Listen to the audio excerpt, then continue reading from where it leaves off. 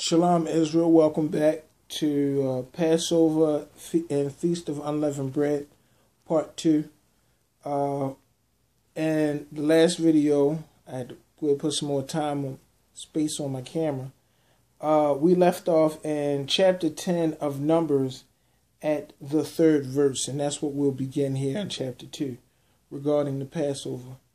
And the 14th day of this month at evening, ye shall keep it in his appointed season, according to all the rites of it, and according to all the ceremonies thereof shall ye keep it. And Moses spake unto the children of Israel that they should keep the Passover. And they kept the Passover on the 14th day of the first month at evening in the wilderness of Sinai, according to all the Lord commanded Moses. So did the children of Israel. And there were certain men who were defiled by the dead body of a man, that they could not keep the Passover on that day. And they came before Moses and before Aaron on that day. And those men said unto him, We are defiled by the dead body of a man. Wherefore are we kept back, that we may not offer an offering of the Lord in his appointed season among the children of Israel? And Moses said unto them, Stand still, and I will hear what the Lord will command concerning you. And the Lord spake unto Moses, saying, Speak unto the children of Israel, saying, If any man of you, or of your posterity, shall become unclean by reason of a dead body, or be in a journey afar off, yet he shall keep the Passover unto the Lord. The 14th day of the 2nd month at evening they shall keep it, and eat it with unleavened bread and bitter herbs.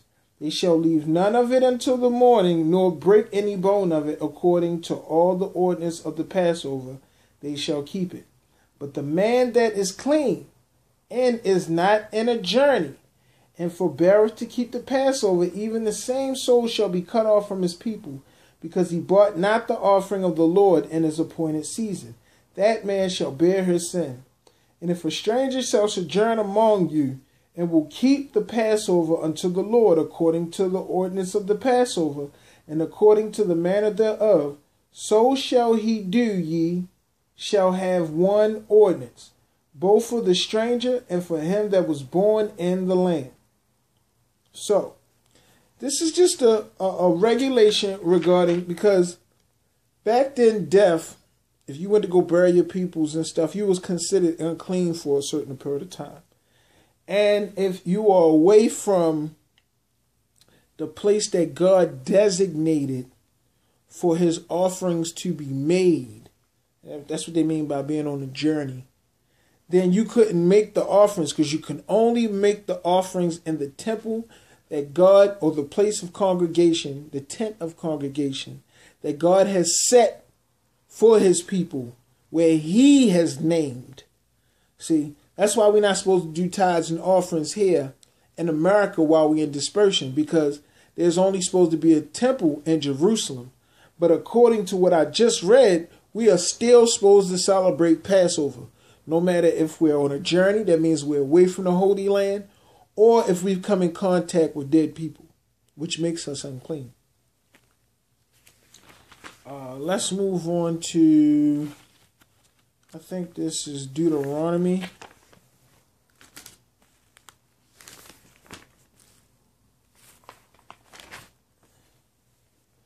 And now we are in Deuteronomy, verse 16, verses 1 through 8.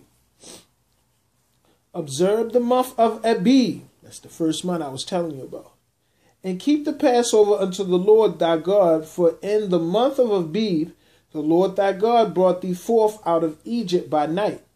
Thou shalt therefore sacrifice the Passover unto the Lord thy God of the flock and the herd in the place which the Lord shall choose to place his name there.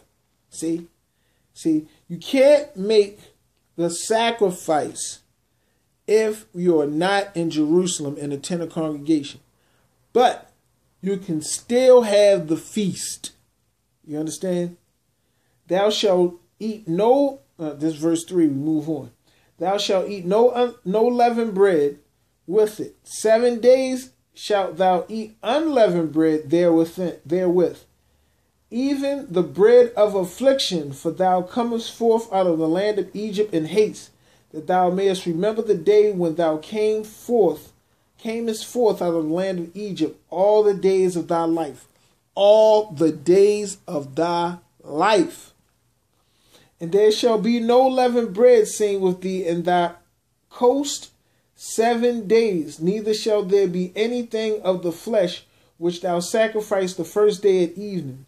Remain all night until the morning. So anything that's been cooked for Passover has to be eaten on Passover. The rest of it should be burned by the next day, by the next morning. Thou mayest not sacrifice the Passover within any of the gates which the Lord thy God giveth thee. Thou mayest not sacrifice the Passover within any of the gates which the Lord thou giveth thee. Not any place that he sends you, but where he names. But the place which the Lord thy God shall choose to place his name in, there thou shalt sacrifice the offerings. Excuse me about that. There thou shalt sacrifice the Passover at evening, at the going down of the sun, at the season that thou camest forth out of Egypt. And thou shalt roast and eat it in the place which the Lord thy God shall choose. And thou shalt turn in the morning and go unto thy tent. 6 days thou shalt eat unleavened bread, and on the 7th day shall be a assembly to the Lord thy God. Thou shalt do no work therein. Let me pause 1 second. I'm sorry.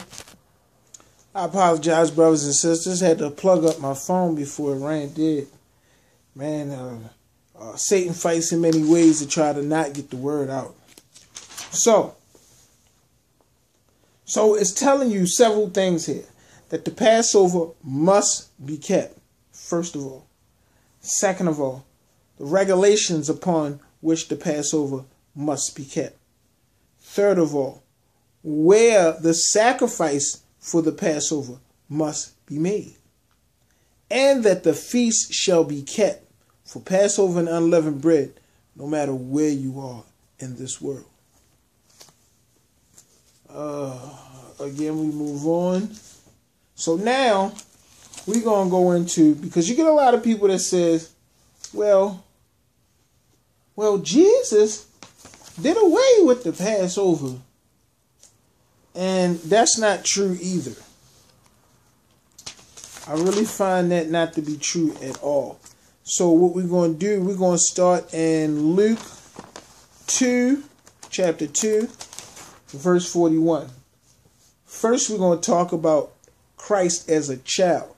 When he was 12, he went to the Passover with Joseph and Mary.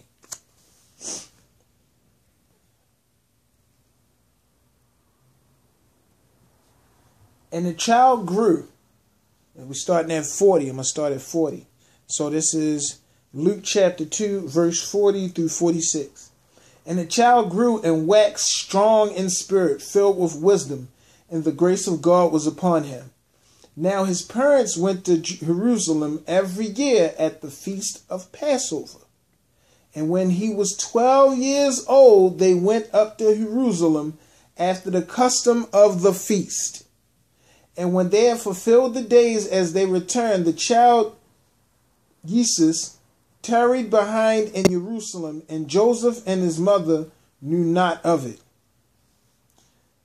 But they supposed him to have been in the company, went a day's journey, and they sought him among their kinfolk and acquaintance. And when they found him not, they turned back again to Jerusalem, seeking him. And it came to pass that after 3 days they found him in the temple, sitting in the midst of doctors, both hearing them and asking them questions. And all heard him were astonished at his understanding and answers. I had to add 47 because the Messiah, Yeshua, people call him Jesus.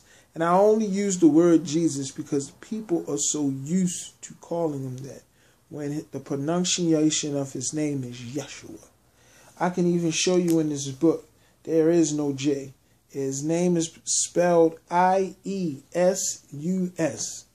Joseph's name is spelled let's see, where was it?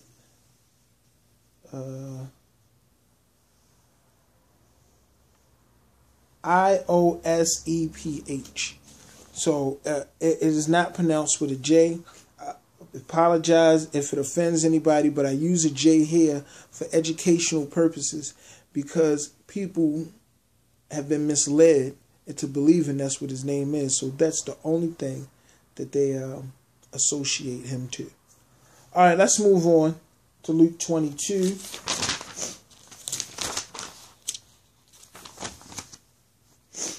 Okay.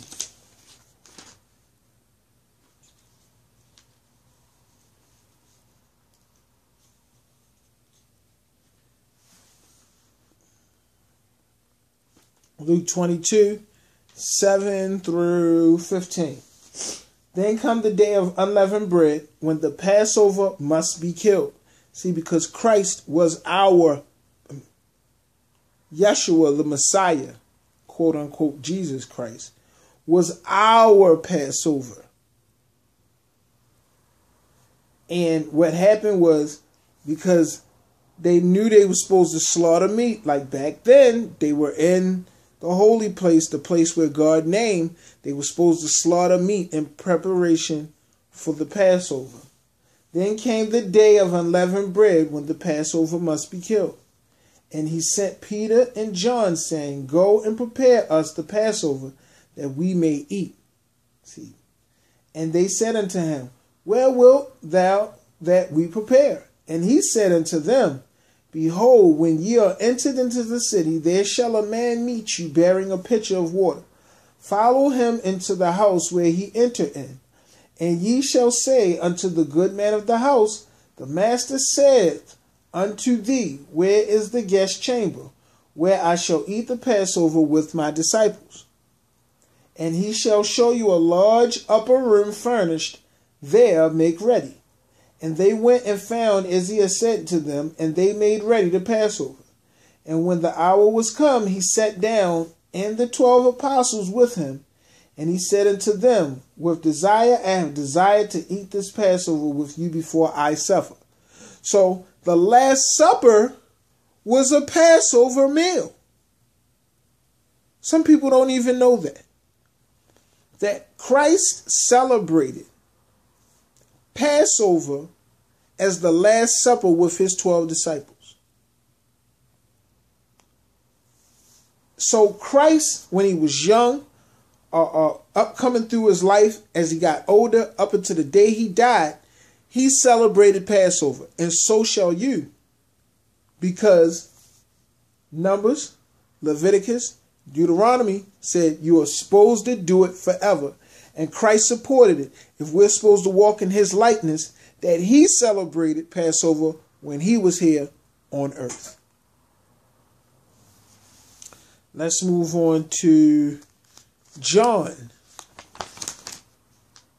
John 2 and John 2nd chapter, St. John 2nd chapter, verse 13.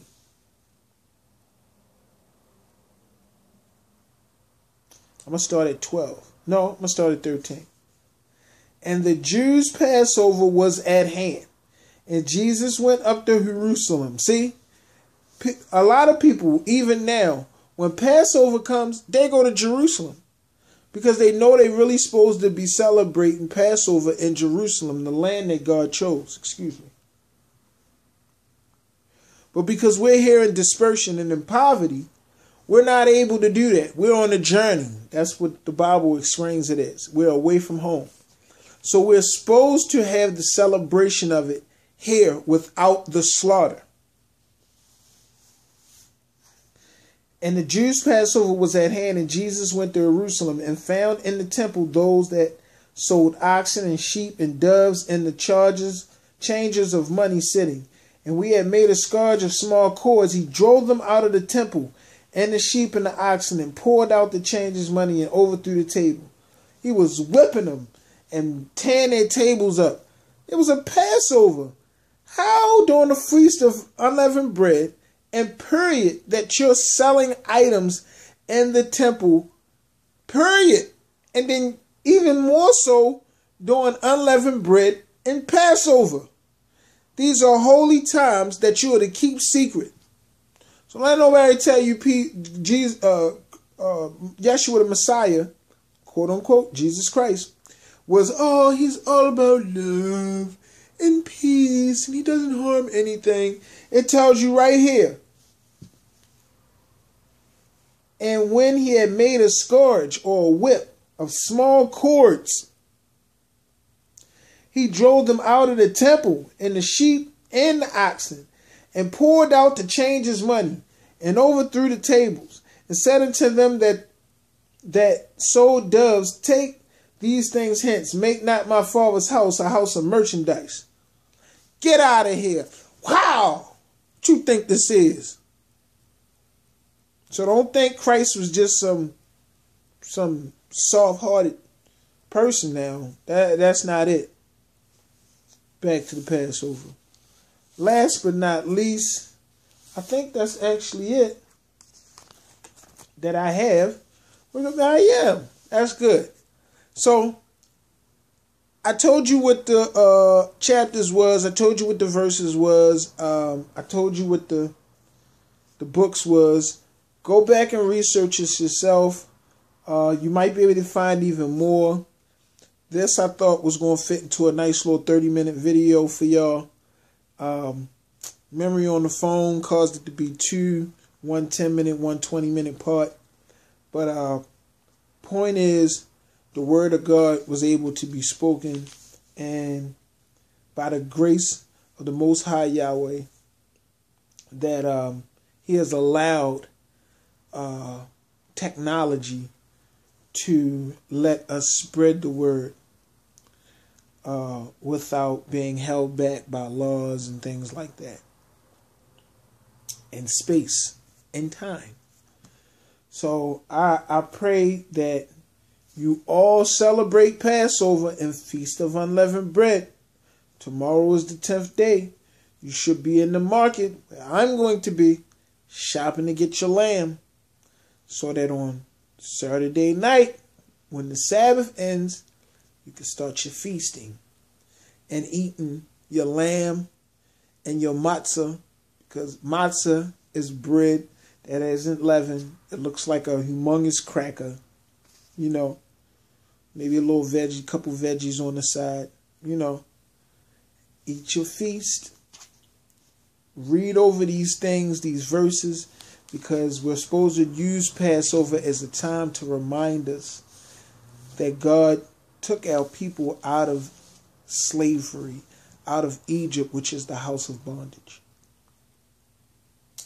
I pray that you all be well, that you all be safe, and that the Most High guide you in His word. Shalom, my brothers. May you be well.